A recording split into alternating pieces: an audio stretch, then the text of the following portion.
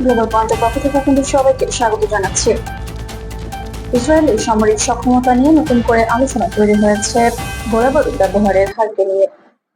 এক প্রতিবেদনে দাবি করা হয়েছে 3 বছরেরও কম সময়ে আগের প্রায় 30 বছরে সমপরিমাণ গোলাবারুদ ব্যবহার হয়েছে। তবে এর অর্থ ইসরায়েলের সব সমরাস্ত্র শেষ হয়ে গেছে এমনটি নয়। মূল বিষয় হলো স্বাভাবিক সময়ের তুলনায় গোলাবারুদ ব্যবহারের হার অনেকটা বেড়েছে।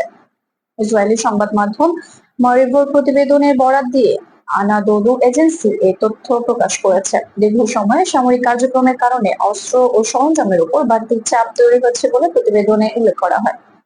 গোলাবারুদের পাশাপাশি বিভিন্ন সামরিক যান ও যন্ত্রপাতির রক্ষণাবেক্ষণের প্রয়োজনও বেড়েছে। ফলে মজুদ পূরণ এবং নতুন সরঞ্জাম সরবরাহ এখন গুরুত্বপূর্ণ বিষয় হয়ে উঠেছে। প্রতিবেদনে ইসরায়েলি বিমান বাহিনীর কার্যক্রম স্বাভাবিক সময়ের তুলনায় অনেক বেশি হওয়ার কথা বলা হয়েছে। ট্যাঙ্ক ও সাজোয়া যানগুলোর জন্য হাজার হাজার ইঞ্জিন ব্যবহারের প্রয়োজন হয়েছে বলেও উল্লেখ করা হয়েছে। দীর্ঘ সময় ধরে উচ্চমাত্রার কার্যক্রম চালানোর ফলে যন্ত্রপাতির উপর বাড়তি চাপ তৈরি হচ্ছে। এর সঙ্গে যুক্ত হয়েছে রক্ষণাবেক্ষণ ও প্রয়োজনীয় যন্ত্রাংশ সরবরাহের বাড়তি চাহিদা।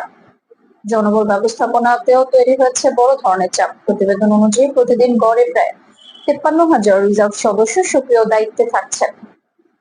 এক মাসের রিজার্ভ সার্ভিসের খরচ প্রায় 2.1 বিলিয়ন শেকেলে বলে সেখানে উল্লেখ করা হয়েছে। এতে দীর্ঘমেয়াদী সামরিক কার্যক্রমের আর্থিক চাপের বিষয়টিও স্পষ্ট হয়ে ওঠে। তবে ইসরায়েলের অস্ত্র ভান্ডার শেষ হয়ে যাচ্ছে এমন সিদ্ধান্তে পৌঁছানো ঠিক হবে না, কারণ দেশটির নিজস্ব প্রতিরক্ষা শিল্প এখনো বড় পরিসরে উৎপাদন ও রপ্তানি করছে। রয়টার্সের ভাষ্য অনুযায়ী 2025 সালে ইসরায়েলের প্রতিরক্ষা রপ্তানি প্রায় 30% বেড়ে রেকর্ড $19.2 বিলিয়ন পৌঁছায়। অর্থাৎ ব্যবহার বাড়লে উৎপাদন ও সরবরাহ ব্যবস্থাও সক্রিয় হয়েছে। ইসরায়েলি প্রতিরক্ষা প্রতিষ্ঠান এলবিট সিস্টেমস এর অর্ডার পরিস্থিতিও বিষয়টি বোঝার ক্ষেত্রে গুরুত্বপূর্ণ। 2025 সালের শেষে প্রতিষ্ঠানটির অর্ডার ব্যাকলগ প্রায় $28.1 বিলিয়ন ছিল। এটি দেশটির প্রতিরক্ষা শিল্পের বড় ধরনের চাহিদার ইঙ্গিত দেয়। তবে একই সঙ্গে দ্রুত উৎপাদন ও মজুত পুনর্গঠনের প্রয়োজনীয়তাও বাড়ছে। এই পরিস্থিতিতে যুক্তরাষ্ট্রের সামরিক সহায়তা গুরুত্বপূর্ণ হয়ে উঠেছে। বর্তমান সামরিক সহায়তা কাঠামোর মেয়াদ 2028 সালে শেষ হওয়ার কথা। তাই ভবিষ্যতে সহায়তার পরিমাণ বা কাঠামো পরিবর্তিত হলে ইসরায়েলের উপর অতিরিক্ত চাপ তৈরি হতে পারে।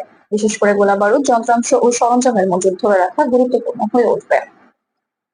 সব মিলিয়ে 30 বছরের সমরাস্ত্র 3 বছরের শেষ কথাটি আক্ষরিক অর্থে নেওয়া ঠিক নয়, বরং এটি ইসরায়েলের গোলাবারুদ ব্যবহারের অস্বাভাবিক উচ্চ হার এবং দীর্ঘমেয়াদী সরবরাহ চাপকে বোঝায়।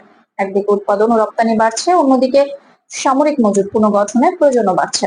তাই আগামী দিনে উৎপাদন সক্ষমতা, সরবরাহ ব্যবস্থা ও মজুত ধরে রাখাই হবে সবচেয়ে বড় বিষয়।